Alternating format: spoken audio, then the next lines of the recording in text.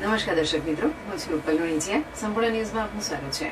વડગામ તાલુકાના પસાદર ગામે આવેલા શ્રદ્ધાના કેન્દ્ર સમાન વીરપાનાથ મંદિરમાં થયેલી ચોરીની ઘટનાને 4 થી 5 મહિના જેટલો સમય વીતી ગયો હોવા છતાં હજુ સુધી ચોરીનો ભેદ ઉકેલાયો નથી. મંદિર પરિસરમાં લાગેલા સીસીટીવી કેમેરામાં ચોરીની ઘટના કેદ થઈ હોવા છતાં આરોપીઓ પોલીસ પકડથી દૂર રહેતા મામલો ફરી ચર્ચાનો વિષય બન્યો છે.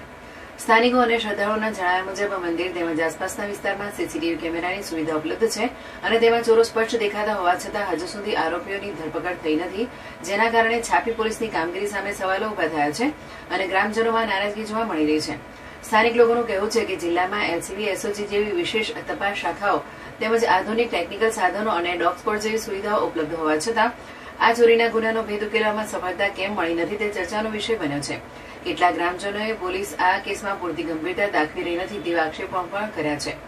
વીરપાનાથ મંદિર વિસ્તારના લોકો માટે આસ્થાનું મહત્વનું કેન્દ્ર છે, તેથી શ્રદ્ધાળુઓ અને ગ્રામજનોની માંગ છે કે પોલીસ દ્વારા સંવેદનશીલ કેસની ઝડપી તપાસ કરી ચોરીને અંજામ આપનારા આરોપીઓને ઝડપી પાડી કાયદેસરની કાર્યવાહી કરે. હાલ સમગ્ર વિસ્તારમાં પોલીસ ચોરીના આ કેસનો ભેદ ક્યારે ઉકેલશે અને આરોપીઓ સુધી ક્યારે પહોંચશે તે અંગે લોકોમાં ઉત્સુકતા જોવા મળી હતી.